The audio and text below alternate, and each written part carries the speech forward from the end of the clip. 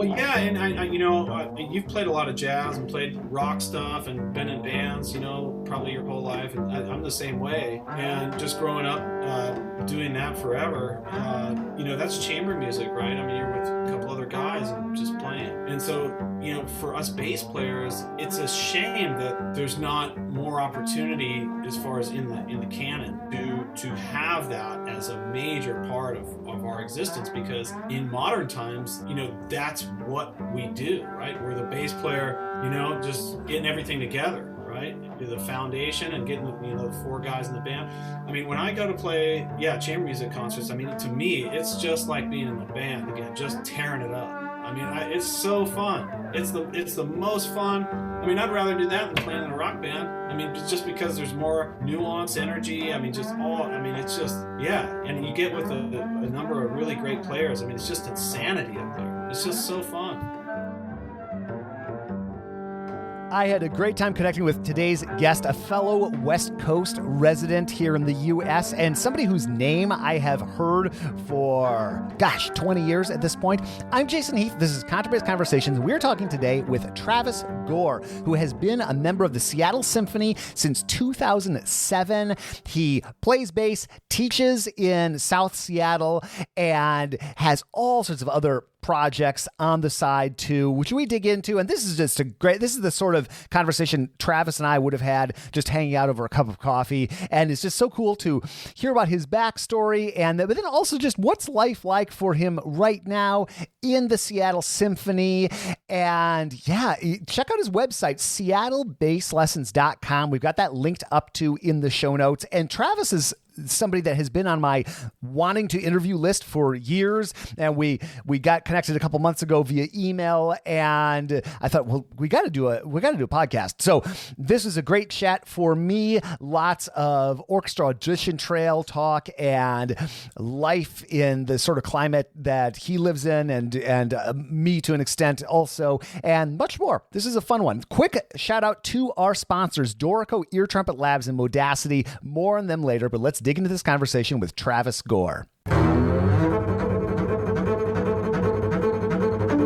Okay, we're good. We're good now. I see and hear you now. I had this hilarious moment just now. I opened up Zoom, and I oftentimes chat with people this time of day, and all of a sudden, who pops in but Petra Yuga, the Romanian bass teacher over, and I got super confused. I thought, unless Travis changed his haircut radically, I have the right. So Petra and I were just chatting for a bit. What hair?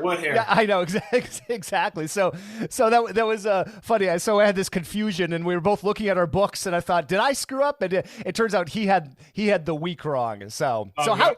Yeah, well, it's good to meet you, man. It's you too. Yeah, I don't know if we've met at auditions back in the day or not. I think a lot of us saw each other around that time. I don't think I ever got far enough in the auditions to meet you. Oh, man. if that makes sense. But you were certainly a name that I remember hearing. Because I was playing a lot of gigs with Jeff Cale and Ira Gold, and I remember your name coming up, in the early 2000s, mid 2000s, a lot as like folks that were, knocking on the door and going through the door and such. Yeah, the audition trail. The audition trail. So I'm on the same coast as you, but a lot further south. I got a lot of family in Seattle actually, and I try to get up there.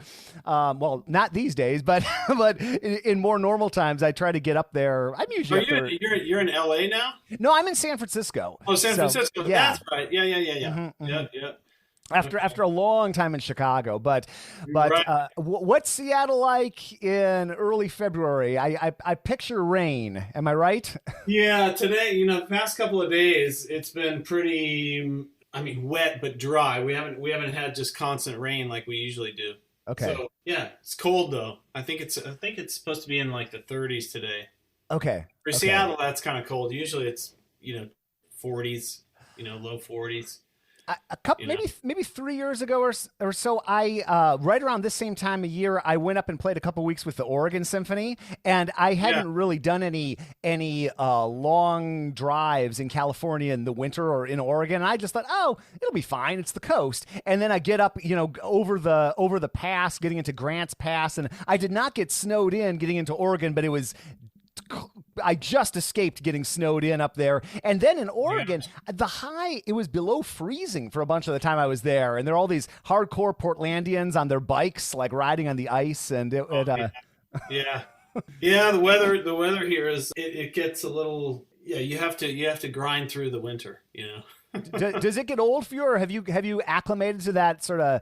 No, I think for me it's gotten, it may have gotten worse the longer that I'm here. You just kind of, my wife, we're both from Georgia. Mm-hmm. So, I mean, I grew up in Cicero till I was 7. In Cicero, Illinois? Yeah, Chicago. Wow. Yeah. Okay. Yeah, so I grew up over there, and then my family moved down to the Atlanta area, and I was there until I was 17, until I left for school. And so, just all around. But, Seattle, the Pacific Northwest is beautiful. Mm-hmm.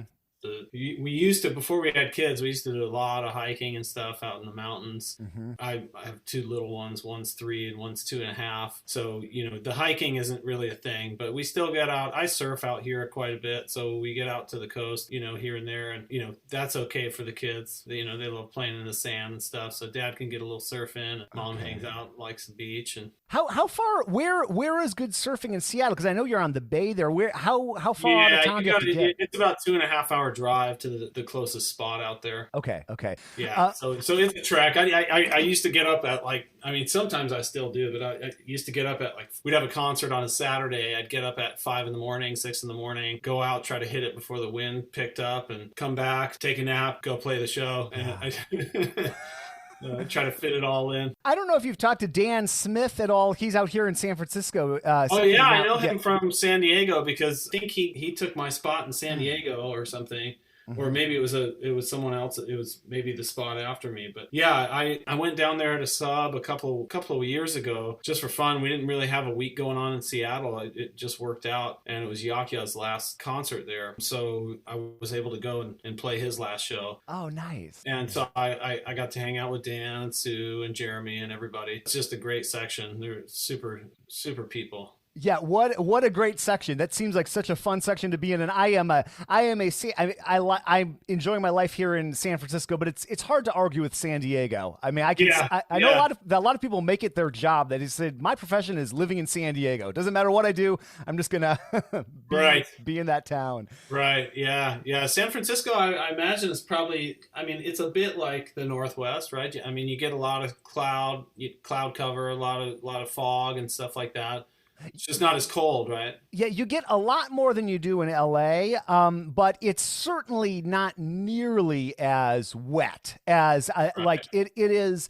So here in the winter, it's supposed to rain this afternoon maybe, and it rained a week ago, and it's not that. It's very rare that it's that constant, And then it depends where you are in San Francisco, because we're this little peninsula and so I'm over in North Beach, which is the Bay side, and it'll be 70 and sunny, and then you go over to Ocean Beach, which that's where Dan Smith surfs, which is why I brought him up. And you'll be drop 20 degrees, and you'll never see the sun over there. Yep. And they get huge waves over there too, big heavy waves. Mm-hmm. Yeah. Ocean Beach. Yeah. Well, he's gotten really into it. It's funny because he grew up in Orange County, never was into surfing when he was young, and then I know. Oh, really? No, but I think he picked it up, if I remember right, when he was when he moved back to California, and then I think he was playing in Santa Barbara and just freelancing, and then got a spot in San Diego, maybe a 1 year or something like that, and that's when he got into it. And then that's so interesting. Yeah, and then moving up here, I don't know if it's daily, but it's almost to that level. So I sub when such things occur. not this year, but I sub occasionally with the symphony, and it's great to talk. Right. He's like coming back, and because it's just right here. You know, it's just a couple miles away from the hall. So you can make it a daily thing for sure. Yeah, that's what I used to do in San Diego. I miss that, being able to get up, and go surf in the morning, or in between, on a Thursday or something in between services, and just get it out. And yeah. Actually, Dan and I surfed together when I was playing that Yakya show. We went out and surfed Ocean Beach and San Diego together. That was pretty fun. Wow. Bunch of people in the water, but yeah, we had a good time. I like Dan. That's awesome. One of these days, maybe I'll get into surfing. I haven't yet. I am also from the Midwest. I'm from South Dakota, so even my mom doesn't allow me to say bad things about South Dakota, so I can't call it remote or anything like that, or I'll hear about it. Oh, by the way, I have no structure for these. It's just like hanging out, but we go through an edit. So if there's anything you want to change, it's not live in any way, shape, or form. But I learned long ago, after trying to send people 30 questions and go through some sort of structure, that the best structure is just hanging out. So. Yeah, just chill. Well, I love that you're from Cicero, and I was in Chicago 22 years, I think, and I played a bunch of gigs in Cicero, believe it or not. Oh, wow. The Lithuanian Opera plays their concerts in Cicero at an old high school auditorium, and that is the craziest gig. Not the craziest gig I've ever played, but it's quite the gig, because there's a large Lithuanian population just outside of Cicero, on like the southwest side of Chicago. And so that gig, it would be these old Lithuanian musicians that you only ever saw at the Lithuanian Opera. They played like no other gigs, and then like some random collection of lyric opera musicians that had the week off, and they would do Tosca in Lithuanian and that sort of thing. And it was just the zaniest weeks every time I did that gig. Yeah, I can imagine. Yeah, like everybody's just looking forward to that opera all year long, probably. Yeah. Well, how often did they do their production?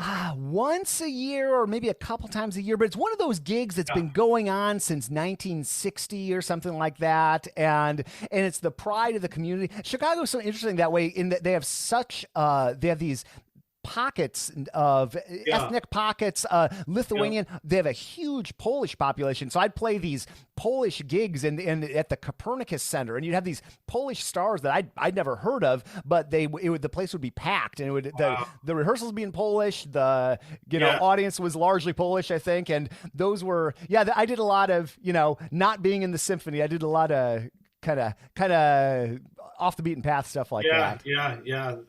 I mean, that's one thing about right now it's kind of crazy, right? We all know, but the orchestra path, the job path, you're so busy with the job that you get excited when you're able to go out and do something different. I mean, and it's not that every show is different, right? I mean, you're playing with different people and all that kind of thing, different soloists and different conductors and whatnot. But, there is something to be said about, the kind of like, well, who am I going to see today? Who am I going to meet today? You're constantly meeting people, networking, all that kind of thing, which I think,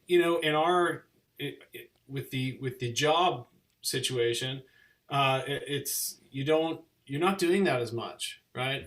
Because you're not gigging, right? I mean, you have your like chamber music festival that you do in the summer or whatever, or different chamber music things that you might do. But other than that, you're not really out there networking, meeting people, seeing what everybody's doing. I kind of miss that.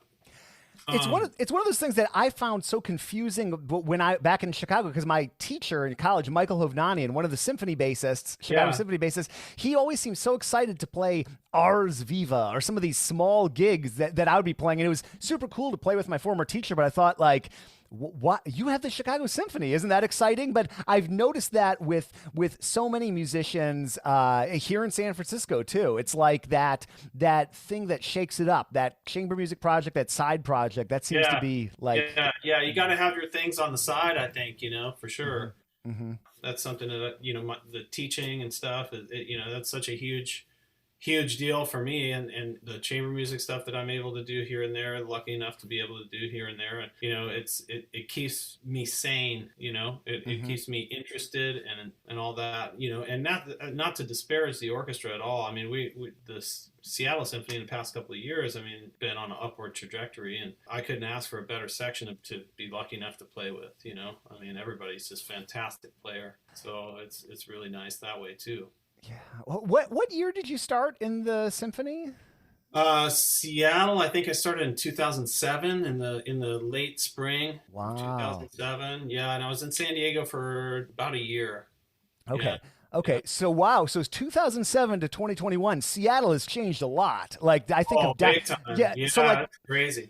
I have a bunch of family in the area, and my cousin, she lives like right downtown. They bought a condo before everything exploded downtown, so they've sort of ended up living on Amazon headquarters without unintentionally, and it was just so incredible to me. I think it was 2019 December was the last time I was in Seattle, and just walking around downtown, and it's got to be astonishing to just see that development over the last decade and a half or so. Yeah, it's the South Lake Union area. They have just built it up like crazy. Mm-hmm. It's interesting. It'll be interesting to see what happens after all this, because so many people are working from home. Yeah. And I don't know if the tech companies are really going to want people coming back in, or not, right? They might just say, oh, it doesn't behoove us to spend all this money. We stay at home and do your thing, and we'll check you out, make sure you're getting your hours in and whatnot, and then we'll rent this space out to something else. Or it's other businesses or something like that. So, I don't know. It'll be interesting to see what happens in Seattle in terms of restaurants and all that stuff that they built up down there. They just built it too. Mm-hmm. Mm-hmm. So, yeah, as we all know, there's a lot of concern about what's going to happen to our cities that we live in. San Francisco too, I imagine. Oh. Yeah, well, we're having those same exact conversations. Everybody is here because, you got this whole second downtown. They call it New San Francisco, with all these high rises, and Salesforce is here. And this Seattle, you got a similar thing with Amazon and such. But, you're walking by all the apps on my phone. The businesses, that created those apps are all right there. I'm walking by Adobe and Twitter and Pinterest, and the list goes on, Slack and Uber and Lyft and everything, and it's right. And so you have these high rises that have all just gone up, and then it's the same thing. Like Salesforce, which is the largest employer in San Francisco, just said something along the lines of no one ever has to go into work ever again. And Twitter made that proclamation. But of course, there's a flip side to, or at least one other side to that, which is, I don't know how it is in Seattle, but the tech companies have not been particularly invested in the arts here. They're doing a lot of philanthropic work, but they're not like the technorati or whatever we want to call them. They're not necessarily the symphony going crowd anyway, or the art gallery going crowd anyway. So a lot of people here in San Francisco are like, good riddance, and we'll see you later. And maybe we can take this ridiculous real estate market that we're living in, and I know it's similar in San Francisco, and maybe take a little bit of pressure off of it. So I don't know. I know nobody knows, but it'll certainly be interesting to see. Yeah, that's kind of and not to disparage tech folks, but that in terms of monetary compensation and whatnot, and how the city works, that's an optimistic viewpoint. I hope, in some ways, that they won't have to live there, and if they're not really into the arts or into those things, maybe it makes room for other people who are, mm-hmm. I'm not sure, I think Seattle's in the same boat, in terms of our development department and whatnot. They mentioned the same exact thing, that it's a hard city to raise money for the arts in. Mm-hmm. And that there's a double-edged meaning to that, I think, in terms of that. On one end, there are a lot of arts organizations in Seattle. They're smaller. So the market is sort of flooded with smaller arts organizations that don't have as big of a budget. And so I think a lot of that money gets kind of evenly dispersed and whatnot. And so when you have a big organization, it sort of has to float itself a little bit more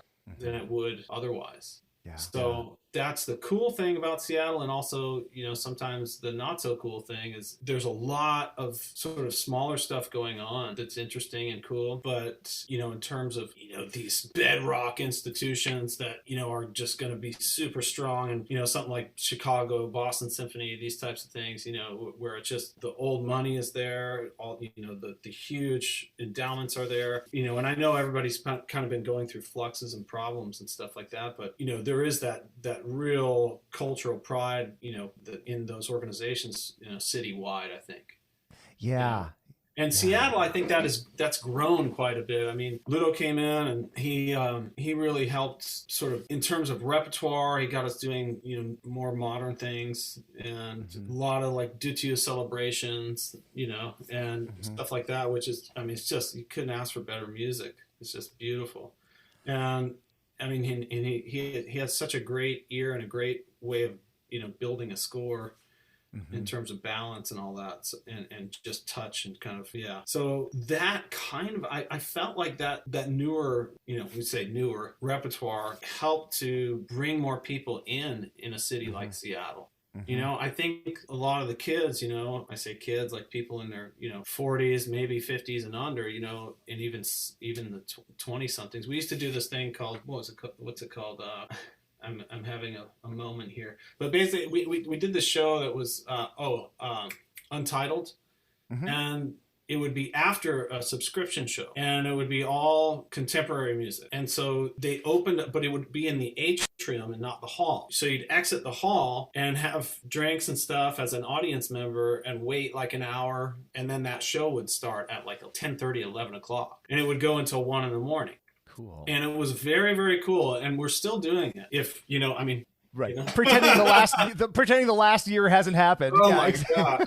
Yeah. Well, San Francisco does something similar. They have, I think it's called Soundbox or something like that. They have this. Yeah. They have this on just a giant rehearsal kind of space sort of thing, and they run it usually later at night like that. A bit after the concert. Sometimes it overlaps even because you can fit. It's pretty limited. The audience you can fit in there. They're a victim of their own success. They always sell them out. That's and awesome. Yeah. And it attracts a great crowd. It's really interesting to see what people are doing, and it's interesting to learn the history of like Seattle Symphony. Or I've been learning more about this town here, which is a little bit kind of like an East Coast town planted on the West Coast in terms of institutions. You got the San Francisco Opera and the Symphony and the ballet, and they split off the ballet and the Symphony in 1980 and built Davies, which is now 40 years old plus, kind of showing its age. And just to see and then Blomstead came in, Nielsen was his thing, really built up the orchestra. I had this great moment, Dan Smith, last season or two, I've lost all sense of time, but they were doing Nielsen 5, and I was asked to do that week, and I, for lifestyle reasons, I said, no Nielsen 5, please, because I had so much on my calendar, I felt like...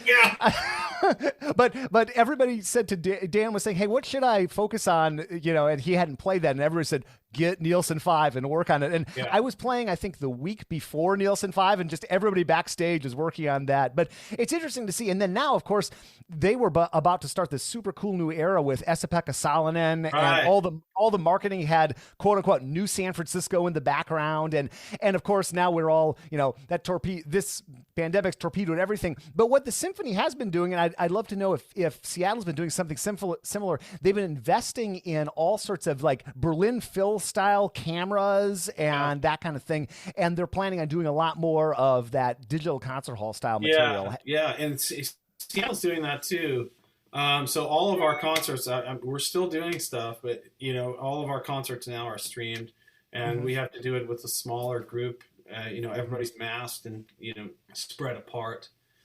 But yeah. So everything now is streamed, and I think coming up, hopefully, if all goes well, they're going to try to start bringing some small groups of people in, donors and things like that, for shows. So it'll be nice to have someone in the hall. Yeah. There is this mode in my practicing app, Modacity, which I totally love. It's called Deliberate Practice, and it's such a cool feature. Here's Modacity founder and CEO Mark Gelfo on how this works. One of my pain points as a musician was like not really having a method to generate reliable improvement. And deliberate practice is like the scientific method for music practice. So what you do is you identify the one thing that you want to improve, be it articulation, intonation, emotion, comfort, whatever it is you want to improve, and brainstorm or choose one of the pre-suggested strategies for that area of improvement, and then test it out. Record yourself trying that strategy, listen back, and press yes, it worked, or no, it didn't work, to create that improvement. It's such a clean way of tracking your progress. I do it every day, and it has done wonders for my bass playing and just my overall enthusiasm for music. You got to check it out. Modacity.co is the site, and if you go to our site, you can click through it and get a special offer for lifetime access for this app. Thank you so much for sponsoring the podcast, Modacity. This episode is brought to you by Dorico, the advanced music notation software from Steinberg. And one of the coolest things about this piece of software, there's so many things, but one of them is their popover option. And it has sped up things so much for me when I'm working in scores. Here's Senior Product Manager Daniel Spreadbury on how popover mode works. There's like hundreds of notations that you might want to create, and trying to remember what to type, is it Command Shift Alt, Vulcan Death Grip 7 for this particular notation. But the nice thing about a popover is all you have to remember is the letter of the thing you want to create. So D for dynamics, T for tempo, M for meter, K for key signature. It might seem like a simple thing, but you would not believe how much that has sped up my workflow. And I'm not even really a composer. I do a lot of arrangements, I do a lot of exercises, but it has taken my workflow probably at least up to 5 times faster. Just that one mode. I can't say enough good things about Dorico. I love it. I use it every single day. There's a free version, Dorico SC, that you can download that lets you do practically everything for up to 2 stabs. So check it out. Dorico.com will take you to their page on Steinberg's website. And thank you so much for sponsoring the podcast. Yeah, well, it's got to be, they've been doing this kind of hilarious sounding thing, although it makes sense, called, I think, a 2-in-1 or something in San Francisco. They have this little balcony that sticks out.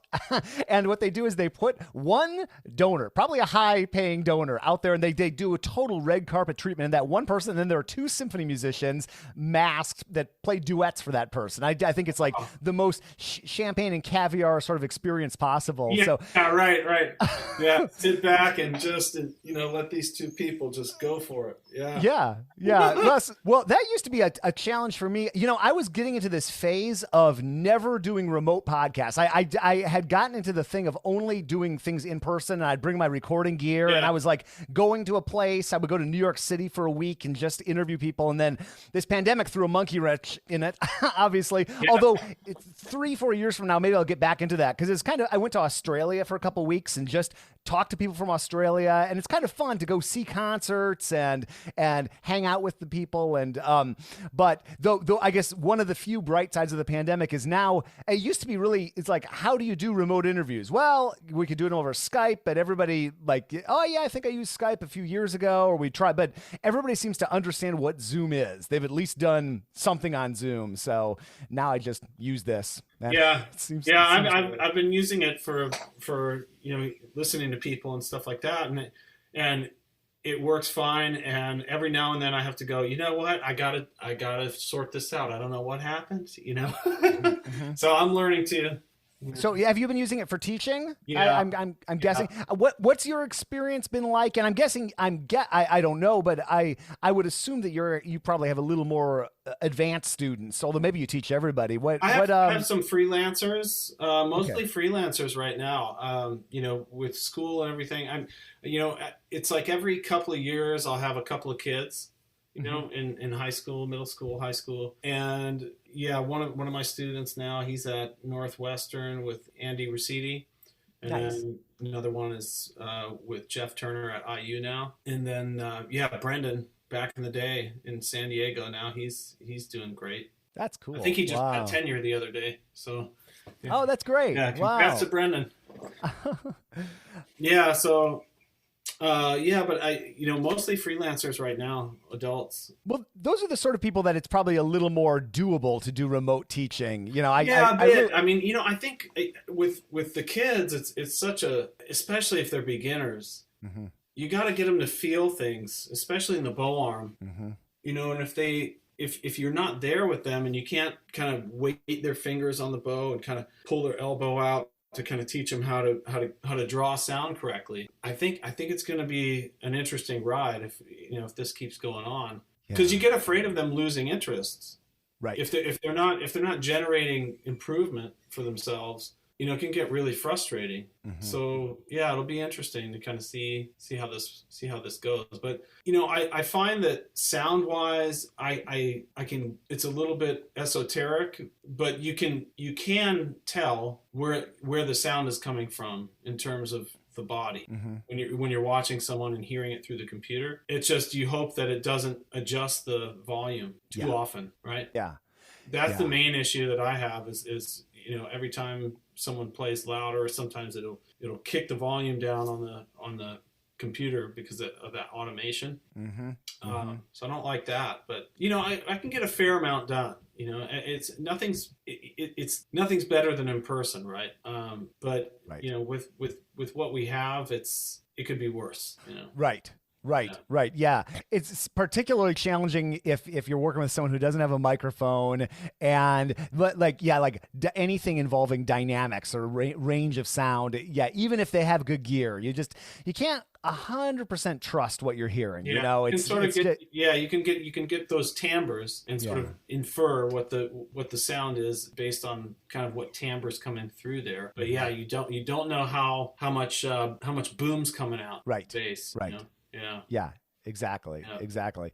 I can't wait to do more in-person teaching. I've never been a fan of remote teaching, and I've done my fair share of Skype lessons and such over the years, and I always kind of felt like I was maybe, we were getting maybe at best 50-60% done of what we would in any given session. Yeah. There's a compromise there for sure. Yeah, for sure. But it's what we got right now. I mean, we just have to hopefully ride through this. Yeah, I know. I've heard another thing that gives me a little bit of hope. Listening to some financial podcasts, people, advice is like, don't invest in technologies like Zoom at the moment, because they're probably going to be with us forever, but people are going to be so amped to not be doing this. Oh yeah.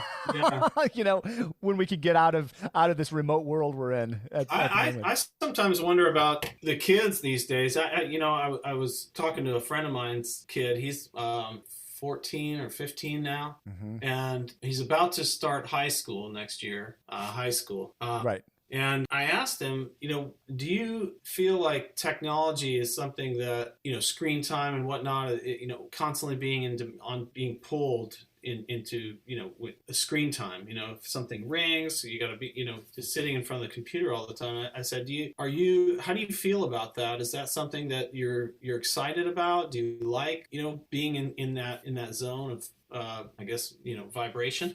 Yeah.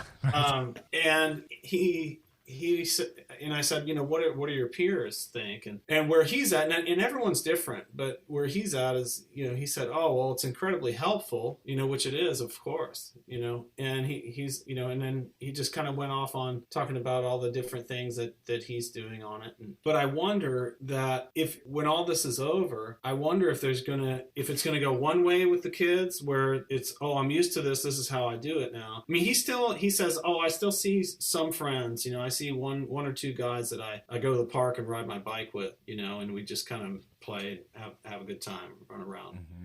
So he's like, I still see people in person and whatnot, which I would assume, but and they're in Georgia, so he's doing jujitsu, he's doing all this stuff, and I'm like, wow, Georgia's open for the kids to do jujitsu and all this stuff. They're breathing all over each other, and he's been fine, Mm-hmm. Right.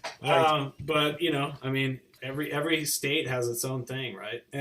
But it'll be interesting to see whether what the divide in the younger generation is going to be, whether if they're going to go, what, man, I just had a year and a half of being glued to a computer. It's the last thing that I want to do. Like, once things open up, they get a taste for each other again, right? I mean, are they just going to be super tactile, because they've been starved of it, or are they going to go into the screen mode because they've been starved of it, and they They don't know Right. what it's like to kind of like give somebody a hug, or kind of give each other pats on the back. Like, depends on, I guess, where they're living too, right? Yeah. Are we stunting this generation? I mean, it's particularly troubling. I don't have kids. I don't work with that many kids, but I have 2 high school students I teach here in San Francisco now over Zoom. And so I talk to them every week. I say, how's it going? And they say, not good. We've been locked away for coming up on a year. And it's not like San Francisco public schools were really firing on all cylinders before the pandemic. And certainly not set up nobody was set up to do all this, but certainly depending on where you're at, you could weather the storm a little better or worse. And one hopes, if you look at other pandemics, I mean, I try to stay positive. We think about 1918 and then we think of the roaring 20s, right? And the proliferation. And even here in San Francisco, and it's interesting. It also gives me, I don't know if hope's the right word, but you see places like Georgia and Texas that are able to be more open. And it seems based on, I don't 100% know what I'm talking about, but it seems like they're able to make life work a little more freely than certainly we are here in California. But boy, my neighborhood, North Beach here in San Francisco, they finally reopened outdoor dining and we're California weather enough that we can hang out here outside. And it's like people are so happy to be out and there are bands playing. And that's awesome. Yeah. And I talked to one of my freelance bass friends and he's like, I've had more work than I had like 2 years ago now. Cause all the bars and cafes and stuff, they have the band playing inside and then they've got us all sitting outside spaced apart. And it's, we get, it's not normal, but boy, you could just tell people are thirsty. I mean, there was this funk band playing on the waterfront right across from my place, and it was packed. And people from the East Bay, there was like all these lowriders were over there, and then there was this like big group of cyclists that were there, and then we were there, and it was just and everybody's masked up or spaced apart or whatever, but you can tell people are just dying for some human connection. Yeah, we went down to Florida and I talked to a nurse friend of mine before we went down there, and we were contemplating going down. My wife's family's down there and she hadn't seen them in a long time. So they were trying to do some, kind of family reconnect, her brother, her sister, their families, everybody together. And so, I called a nurse friend of mine who works out here and she said, oh, well, only, we get new data all the time. And at the time she had said that, only 4 people have gotten COVID from a flight in the U.S. And so she said, generally speaking, you're probably pretty safe on the plane, And so that made us feel better. We just said, okay, well, it's worth the risk to go see the family and see everybody. So we were down there and we were in St. Augustine for a couple of days. And man, we went out to a restaurant out there and there was a really great jazz combo playing. And it was just, I forgot how awesome it was to be somewhere with music and people around, and it was just beautiful. Everybody's masked up and everything, but except at the tables. But it was awesome. I'm sitting there dancing with my daughter. She's just losing it, having a great time. It's just we just had a great time. You miss it, right? I'm never gonna. I hopefully for the rest of my life, I'm not gonna take any performance I play or any performance I go to for granted ever again. Like I think back to like that last week I was subbing in San Francisco, which was actually only a couple weeks before the pandemic shut everything down. And I'm thrilled to do that anytime, but still, it's like I would have treasured every moment if I had. And the last concert I played was at that weird time. It was like early March. We had Xavier Foley, this great young bass player from Philadelphia, came over, and he was going to be our guest for this San Francisco Bass Bash. And it was that moment where it was going to be for middle school and high school students. And the school district said, you can't have kids at this event, but you can still do the event for like the adults and the video camera. So poor Xavier flew 6 hours across the country with his bass to play for my video camera. Oh no. And I played and we played this Andres Martin bass quartet too. I played this new piece, and that was the last time my bass in the corner there has left this place. That was like a year ago. And then Yeah, it's crazy, and I haven't left the city of San Francisco coming up on a year. It's crazy. Like right now, I'm replaying what I was doing a year ago, like it's the early scenes of a disaster movie. Oh, You know, yeah, I had just come back from right. Yeah. Like I'd come back from the United Kingdom, and I was at the Texas TMEA, the Music Educators Conference, and I was down in NAMM in Southern California, and it's just so crazy. And I open my closet these days, and I look at my sport jacket and my dress shoes, and I think, I remember you. It's great that you're at least doing some concerts. Like, what was it?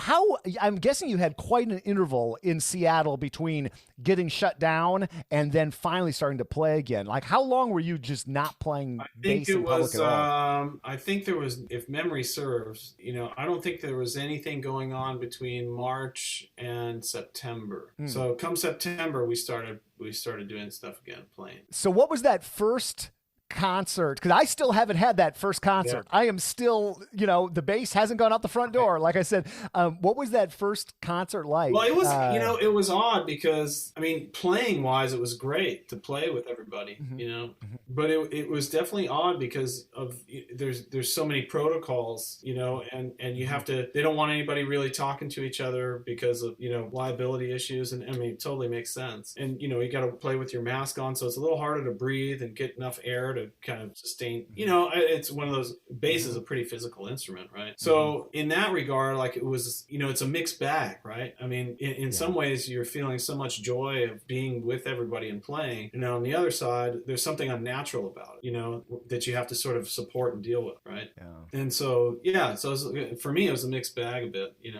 And then playing for an empty hall, it's like such a weird, and again, things I take for granted.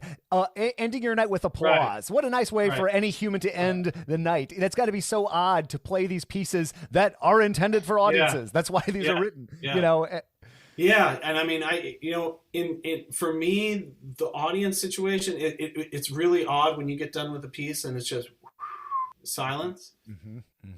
But it's kind of beautiful too. In a way, you finish and it is what it is. And there's nothing that's there to just sort of kind of like end it. And so you're kind of left with this sort of presence of what you just did, which is kind of cool in the same sense, And I like, for me, I can sort of get into what I'm doing regardless of whether there's an audience or not. I don't know if that's a good thing or a bad thing, but when I'm sitting there playing with everybody, I'm getting into it. I like it. It's just the togetherness of actually the organism all playing together. That's the most beautiful thing for me. So in that sense, being able to play some stuff again was really great. And right now half the orchestra's not feeling safe about coming in, and then about half of us are feeling safe enough with the protocols and stuff to come in. So and everybody's getting paid the same. So that's kind of how they're dealing with it for the time being.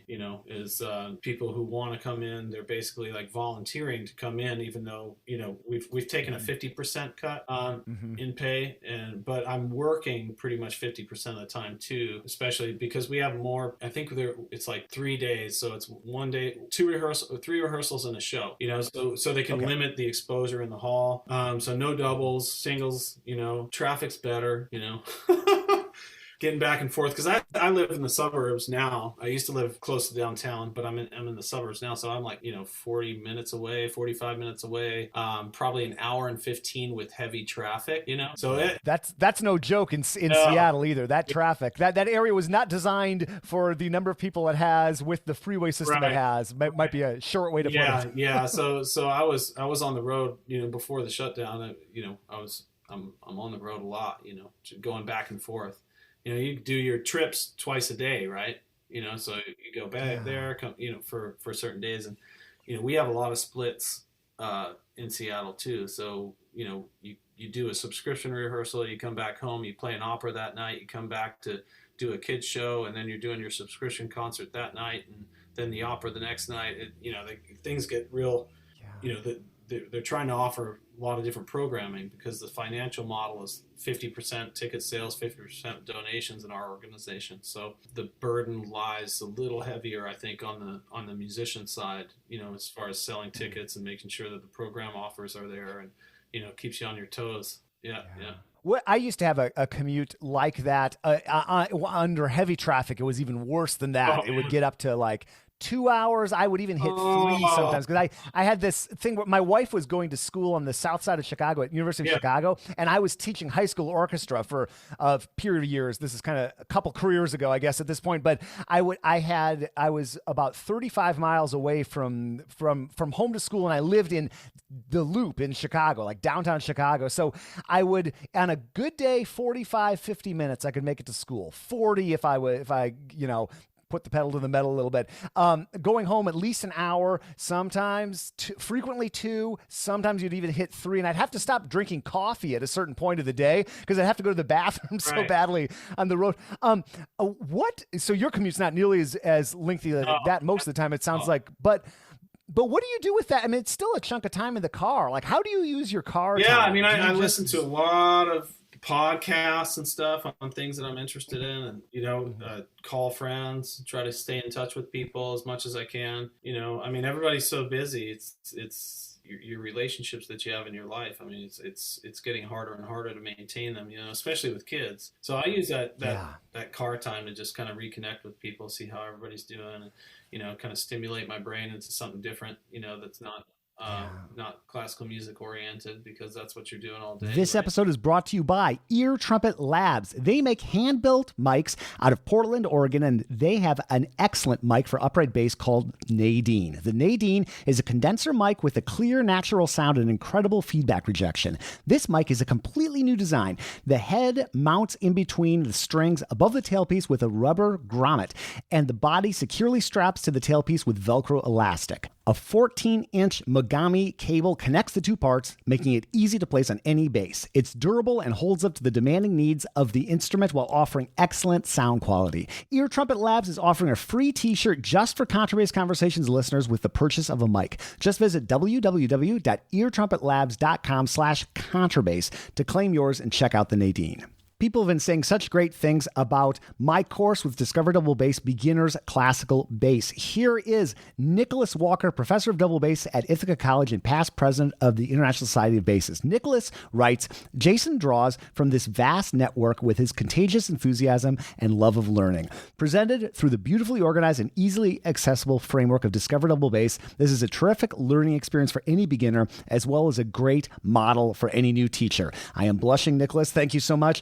I'm just so thrilled with how this course came out. Jeff Chalmers and the whole team at Discover Double Bass are so professional. It was such a great experience, and it was the best representation of what I would love to take every single beginner through in terms of format and presentation, and I'm just so happy that it's out there. You can learn more. We've got a link in the show notes, or you can just visit discoverdouble.com/Jason Heath.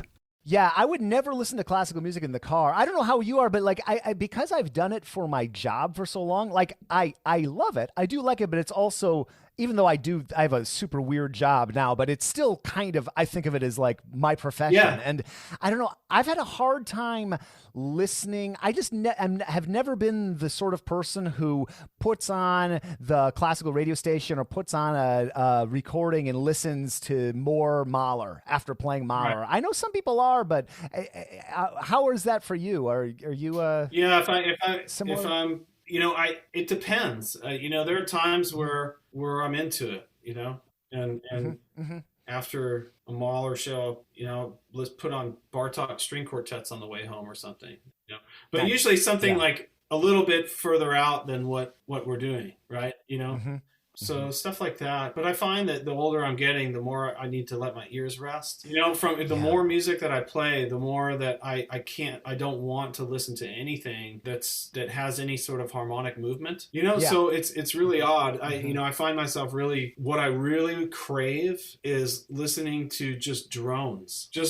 Or like these like binaural beat kind of things, or these kind of far out ambient music, that's just, I'm not talking about pan flute stuff, like that you get a massage to, more so kind of esoteric stuff. But I really crave that, I mean, just to kind of settle everything, settle the mind, settle the body, and, because we're chasing after notes all day long and really putting everything in and just trying to really, the ears are working so hard that you want something. And even if there's no noise and it's just ambient noise anyway, and so it's similar to what's going on before you go on stage, right? I mean, that to me is the one of the most challenging things about having the orchestra job is going in every day and that sound of going in, that cacophony. Some people might enjoy it, but for me, I'm like, man, I want to warm up and feel at peace, right? And I'm not complaining about the job. I mean, I hope that everything will come back. I mean, I am so grateful. There's not a day that goes by that I don't thank the powers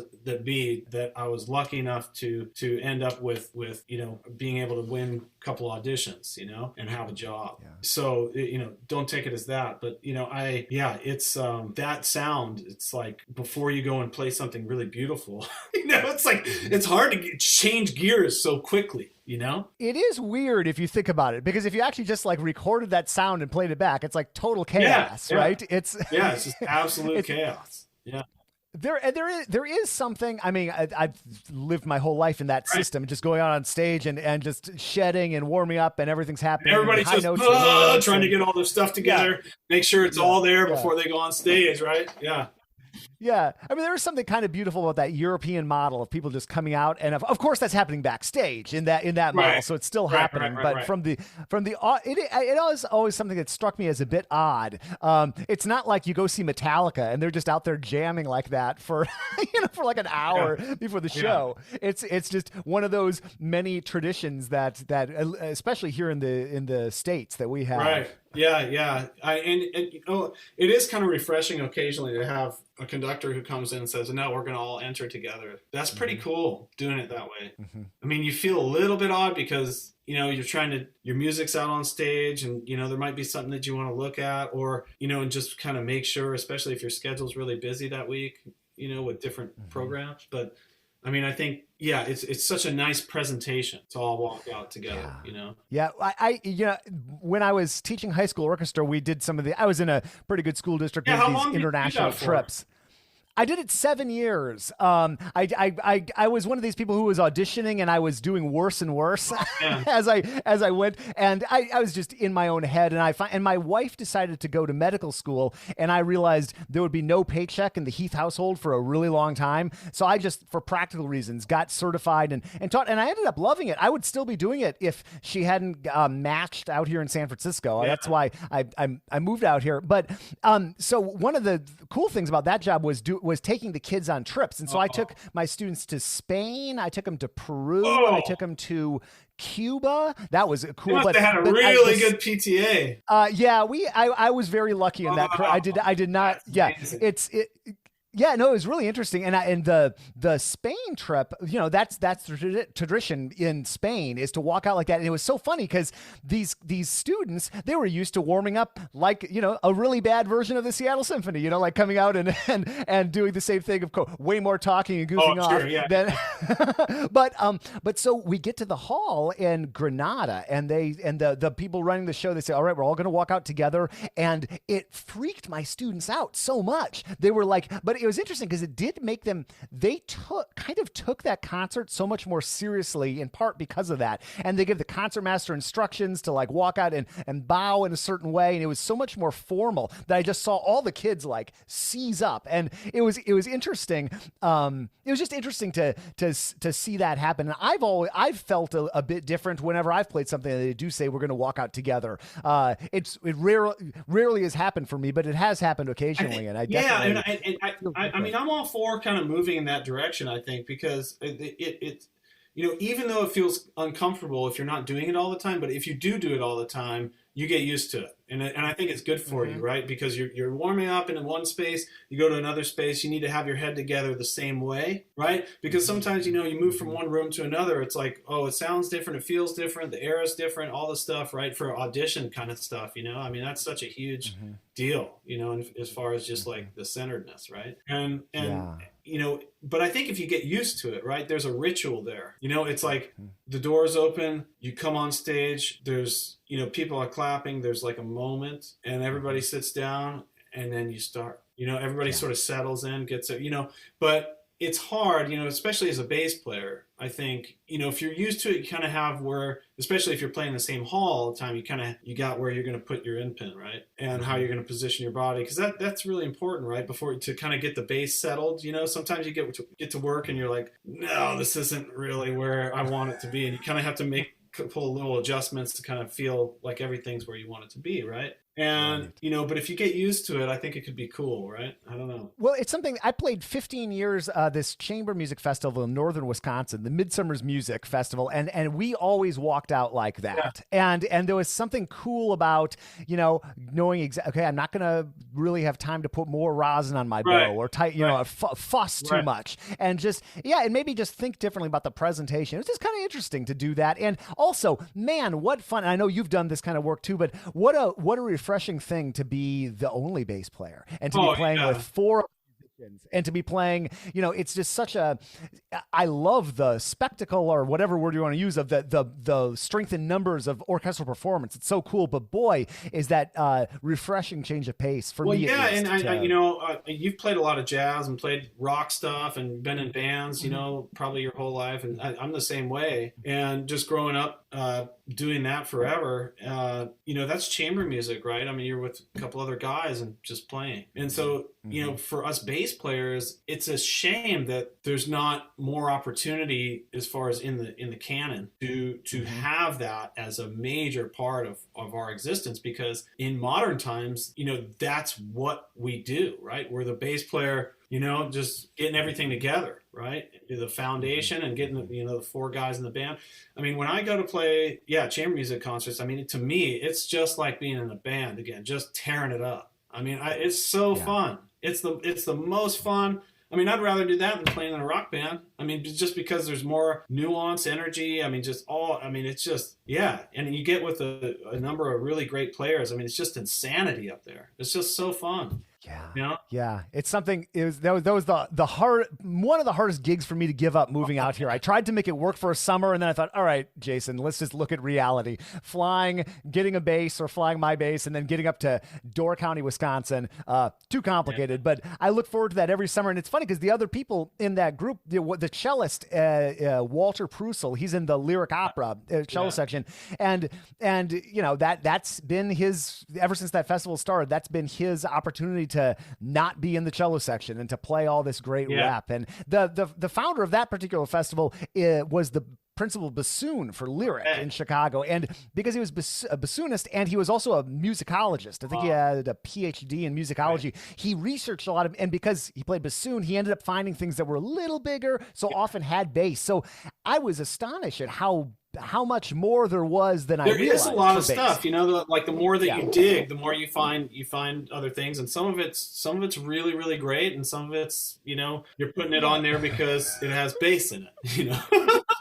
there were definitely some pieces that I was legitimately like, okay, this should be played more often. And there were some that I thought, okay, and we all were, you know, we could look, you saw the look in people's eyes when you realized, like, this piece probably could go back in the closet. I mean, people are so surprised at that Schulhoff trio, right? You know, I mean, you bring that out, and a lot of other musicians who are in the orchestra, they've never played it, they've never heard of it, you know, and you get them on it, they're like, man, this is great. I'm like, yeah, this guy wrote symphonies too, you know, and we don't play them, and the symphonies are amazing. No, that's a treasure, and that's one that should be played more often. My last season with that chamber music festival, we did Lucy and the Count by John Deek. I do not think that was everybody else's favorite piece to play, but I had a blast, and it was just, that was but yeah, there's so much, there is a lot more than just the Trout Quintet and the Dvorak Quintet. I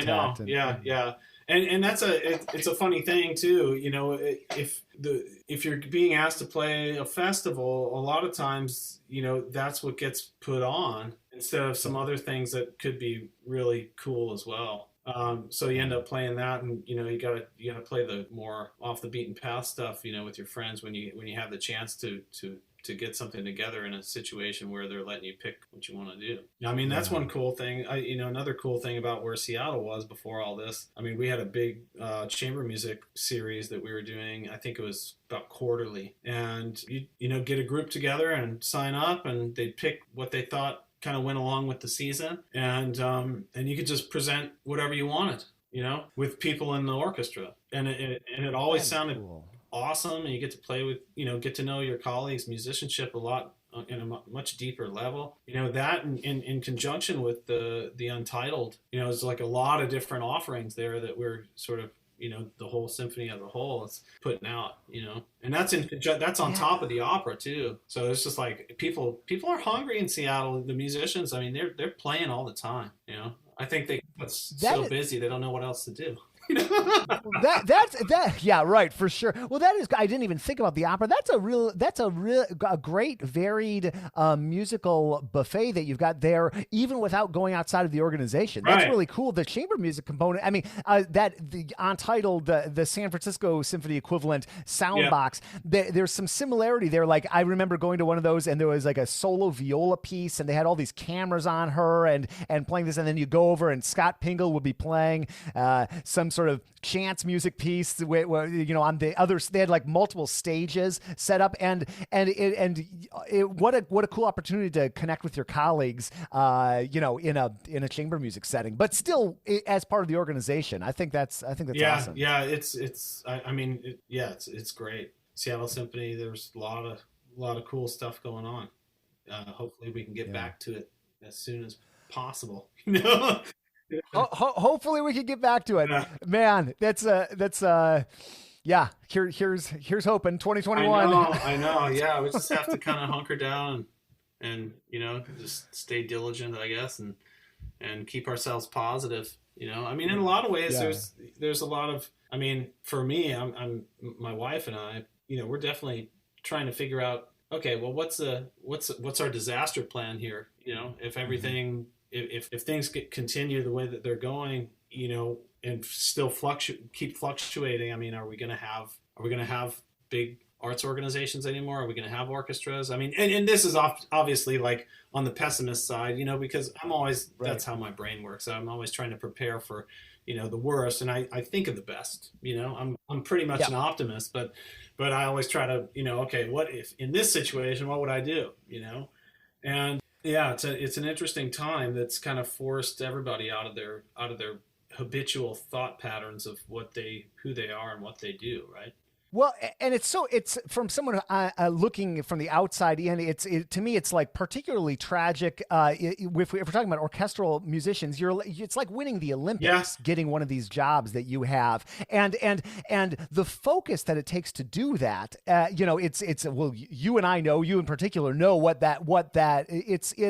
is an incredible feat of getting better over time and grit and perseverance and just that level of training is astonishing. And so, of course, most people, I'm generalizing here, but most people aren't doing 25 other things like I've done my whole life, And so then you get, all of a sudden, you get one of these jobs and then everything gets turned upside down. And I mean, it's just it seems like such a particularly, I feel such empathy for people that are in that situation, because like you've honed your craft and honed your focus to get this thing. I know you've been in this job for a while and you do many other things as well. They don't give me scratch. Still, yes, and right, exactly. And so it's been. It's a tough situation. I mean, that's one reason. I mean, the positive end of part of this is that, I've had a lot more time to focus on some other musical projects that I've been involved with. I just finished that record I think I sent to you, kind of a rock record thing, and teaching more, doing some home recording, working on my production chops at home, and giving more time to teach and kind of focus on those things. And that's always been something that's been a real love of mine, is just connecting with people through that, and trying to help people out, playing wise. It's so rewarding for me. So having more time to do that, and sort of not being so rushed, like I have to fit in a student here, and just, I gotta rush off again to play, kind of having a little more time, and even having more flexibility to give people more time if they need it, right? And it's like, if you don't have to cut it off, like if they're not getting something, right, you don't have to cut it off and just say, oh, well, there's your hour. No, if they're not getting it, it's like, it's our fault as teachers, because we're obviously not approaching them in the way that they need to be. You can't explain things just one way to people, right? I mean, you have to take in who they are and how they're processing that information, and try to find the opening to try to get through the complicated concept, through their understanding, and that, to me, I just love that challenge. I loved just being with people that way. And so that, to me, it's been really rewarding. Fortunately, I've been able to do some of that online, and some of it, in person here and there. I have kind of a larger basement, space, to where you can space people out. You sanitize them when they come in, you wear masks, and, kind of keep them, and you can't touch them or anything, but you can show them things that you might not be able to show them online, and so yeah, that's been one positive thing of it too. And then the other positive thing for a lot of us, we're at the hall all the time, and in traffic and all this stuff, and I'm getting to see my kids, a lot of, working all the time. I mean, I hardly see them. I'm home for an hour or two, and then I go back, and I get to eat with them, and that's about it. And so just having all this time with them when they're young, that's been a real gift too. So as bad as things are for us, as musicians as a whole, and what we're going through all together, I'm always trying to figure out, okay, well, what's the blessing in all this? What's the positive part of this? What is this giving me? And it's inspiring for me. Occasionally, I go through these ups and downs in terms of all of it. But the positive part of me is like, okay, well, how is this stretching me? Like, what am I? I'm not a tech savvy person. I just built a website, for myself on Wix or whatever, and it's probably, and that was like a major feat for somebody who I try to avoid the computer as much as I can, and so it's like things like that, you're getting stretched, and you're doing things that you wouldn't normally do, and try and using your imagination to try to further your career in a corner, and so you have to be really creative to try to figure those things out, and that's the attempt, right, is to be creative enough to come up with different ways of generating income and generating interest, for what you do and what you're trying to put out there too, right?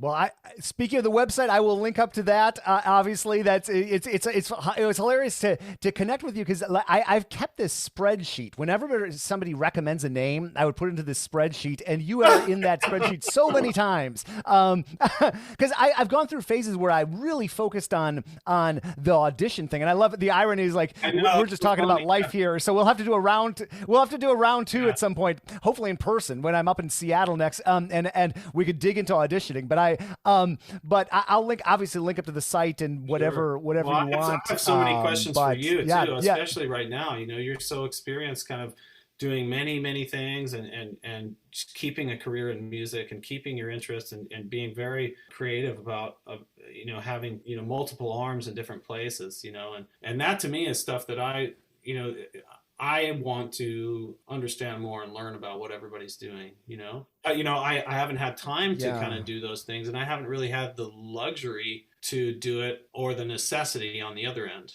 right?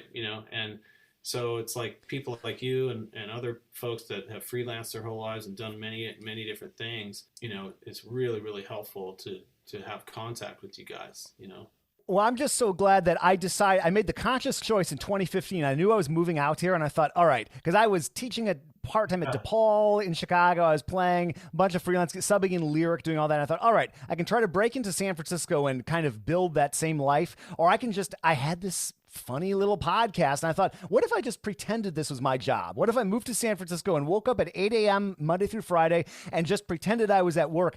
And the short answer is it has become my job, and it's and replaced the income I made in Chicago and everything in a complicated way. And I'm just so glad I didn't focus on trying to break in and get into the Freeway Philharmonic here and everything. Cause I've been inadvertently preparing for a pandemic. You're all ready to go for the last 5 years. Yeah. So who'd have thunk it? But it's so well, you rock, man. I can't wait. I'll let you know when this is getting ready to go. I've got a few in the can, so it'll be maybe a few weeks from now.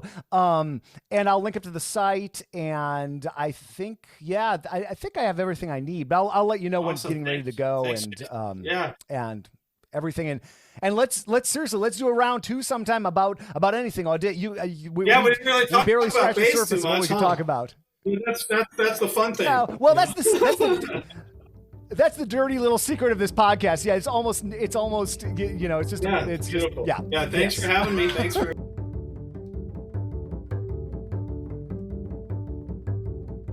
Thank you, Travis. Great to chat with you, folks. SeattleBassLessons.com is his website. And obviously, who wouldn't want to study with Travis? So definitely check that out. And that's linked up to, like I said, in the show notes, which, by the way, if whatever you're listening to this on, you can probably access those show notes. You just swipe left or swipe right or do something like that, and you'll see that. Or just type SeattleBassLessons.com. Wow, I love chatting with people from all walks of life, but it's so cool to talk to somebody who I've heard his name for so many years and is somebody that I've been wanting to connect with and meet and then obviously have on the podcast. So this was a great experience and hopefully the first of many podcasts. Hopefully Travis and I can do this in person when in-person things become a thing again, which, hey, I'm seeing some light at the end of the tunnel, at least kind of, sort of. And I will certainly find myself in Seattle sometime soon. I have family up there, and which I believe we talked about. And yeah, it's a great area, especially in the summer. Oh, I love Seattle in the summer. The rain of Seattle and Portland does get to me a bit. I haven't spent enough time up there in that climate, but I did sub in the Portland in the Oregon Symphony in Portland, Oregon for a couple of weeks back in 2018, maybe. Wow, 3 years ago at this point, and it was like 32 and rainy the whole time, or 31 and snowy the whole time, or something like that.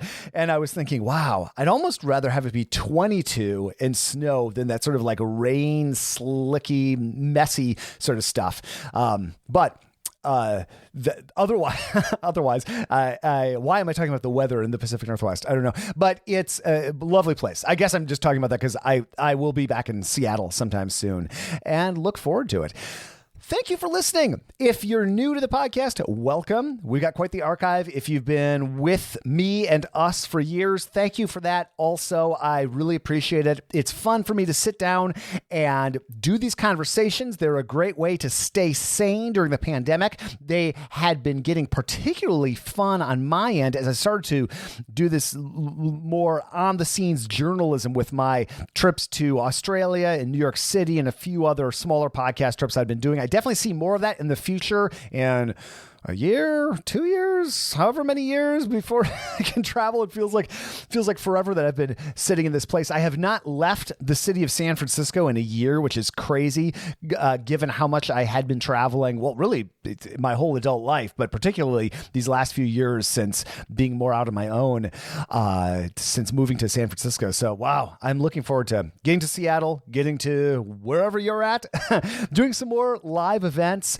doing some more events that tie in with conferences, maybe doing our own events. Who knows once events come back. Been talking about that for years and just never really got around to it, but hey, we'll see what happens. Let me jump out of here as I start to meander and babble and thank the team who put these podcasts together. Michael Cooper, Steve Hinchy, Mitch Mooring, and Trevor Jones. Mitch makes beautiful basses in the Dallas-Fort Worth area, just a bit east in Kilgore, Texas, and just an all-around awesome person. He was on the podcast a few episodes ago. You can go back and check that out, or go to his website, mitchmooring.com. I'm your host, Jason Heath, and we will see you again soon for more life on the low end of the spectrum.